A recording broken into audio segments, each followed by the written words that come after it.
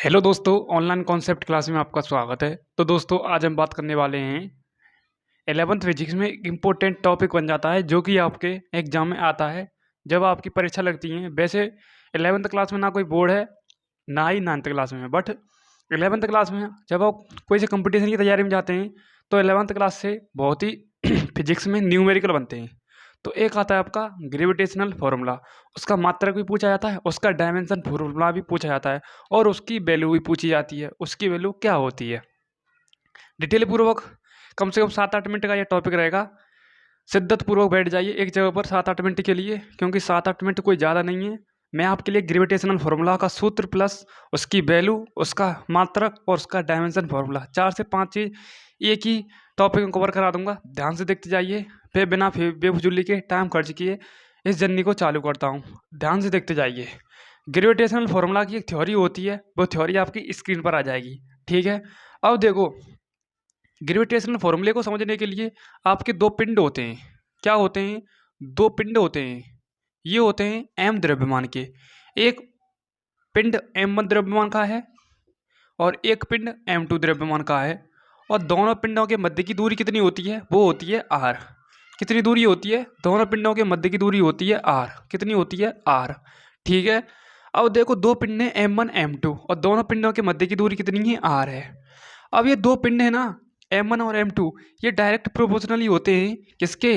विद्युत बल के डायरेक्ट समानुपाती होते हैं, प्रोपोर्शनली होते हैं। ठीक है, तो मैं लिख सकता हूँ यहाँ पर F समानुपातिक m1 इंटू m2। मैं इसे समीकरण नंबर फर्स्ट मान सकता हूँ, कोई दिक्कत? उसके बाद दूरी किसके? विद्युत बल के व्युत्क्रमानुपाती होती है और दूरी का होता है वर्ग। ठीक है, दूरी का वर्ग होता है, होल स्क्वायर होता है, बट वो किसके व्युत्क्रमानुपाती होती है? विद्युत बल के व्युत्क्रमानुपाती होती है, ना कि समानुपाती। समानुपाती तो दोनों का गुणनफल, दोनों द्रव्यमान का गुणनफल विद्युत बल के समानुपाती है। ठीक है, और दूरी क्या होती है? व्युत्क्रमानुपाती होती है। तो ये हम इसे ऐसे लिखेंगे, एफ व्युत्क्रमानुपाती वन अपॉन में आर स्क्वायर। मैं इसको समीकरण नंबर क्या मान देता हूँ? समीकरण नंबर सेकंड इसको नाम दे देता हूँ।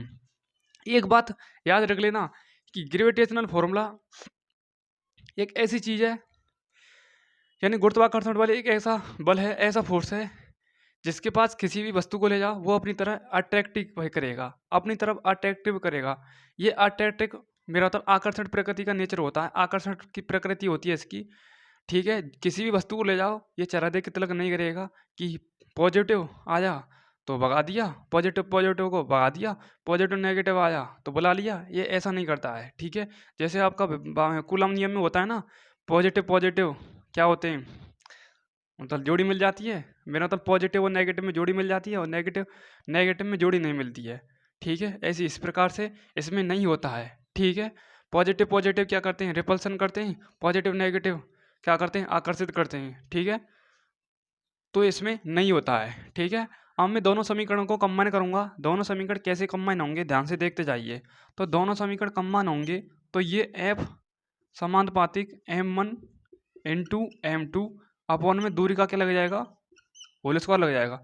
इसमें इंटू हुआ है दूरी का, जैसे ये ना m1 m2 into one upon में आर स्क्वायर दूरी है ये। ठीक है, यहाँ तक क्लियर? तो ये इस प्रकार से इसकी वैल्यू ऐसे आएगी। ठीक है, अब मैं इस समानुपाती के चिन्ह को हटाऊंगा तो एफ समानुपातिक m1 m2 अपॉन में क्या आ जाएगा? R square. अब यहाँ से ये समानुपाती का चिन्ह हटेगा तो यहाँ पर एक कांस्टेंट आ जाता है जी। क्या आ जाता है? जी। इसे ही कहते हैं हम ग्रेविटेशनल फार्मूला। ठीक है, अब ये ग्रेविटेशनल फार्मूला हो गया आपका एफ बराबर में जी m1 m2 अपॉन में आर स्क्वायर। ठीक है, एक बार स्क्रीनशॉट लें इसका। गर्मी बहुत तेज है, गर्मी का टेम्परेचर बहुत ज़्यादा है।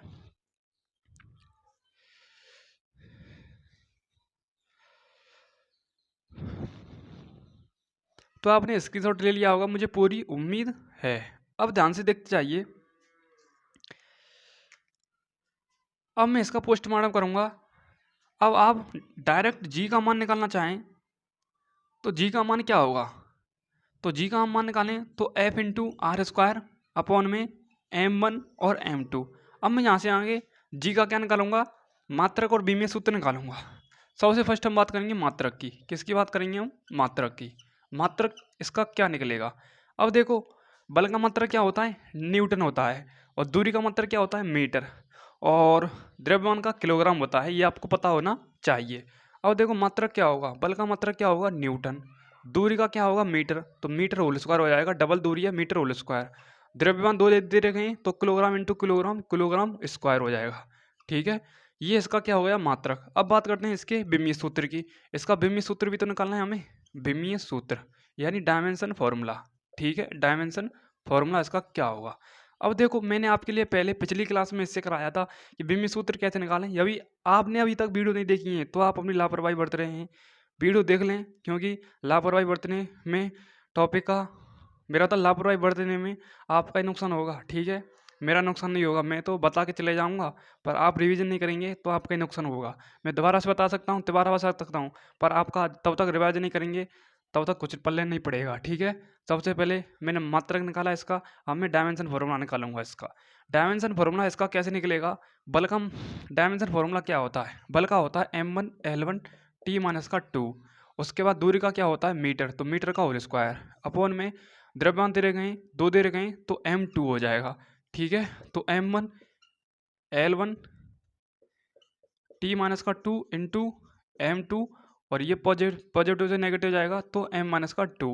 ठीक है, दूरी का यहाँ पर m2 नहीं होगा, यहाँ पर L2 होगा। ठीक है, L2 कर लो यहाँ पर, क्योंकि दूरी लंबाई में मापी जाती है। ठीक है, अब देखो समान कहते हैं, जोड़ दीजिए। अब देखो जुड़ कौन रही है, और देखो माइनस के ज़्यादा है प्लस के कम है, तो m माइनस का 1 बचेगा, उसके बाद L3 बचेगा, उसके बाद T माइनस का 2 बचेगा।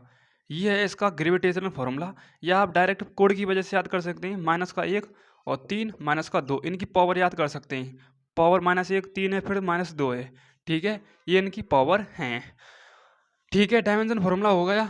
डायमेंशन फॉर्मूला क्या हो गया, दोबारा से लिख देता हूँ मैं, दोबारा से लिख देता हूँ अलग में। ठीक है, क्या होता है, m माइनस का 1 L3 और T माइनस का 2, ये इसका हो गया डायमेंशन फॉर्मूला। अब बात करते हैं जी का मान कितना होता है। जी का मान होता है 6.67 इंटू 10⁻⁻11 मीटर प्रति सेकंड।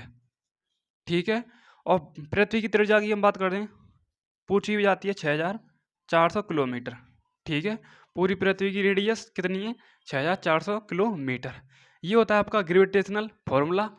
ठीक है, एक और आती है आपकी एस्केप वेलोसिटी, जो 11.2 किलोमीटर प्रति आवर की रफ्तार से जब हम रॉकेट को लॉन्च करते हैं ना, तो वो 11.2 किलोमीटर प्रति आवर की रफ्तार से जाती है।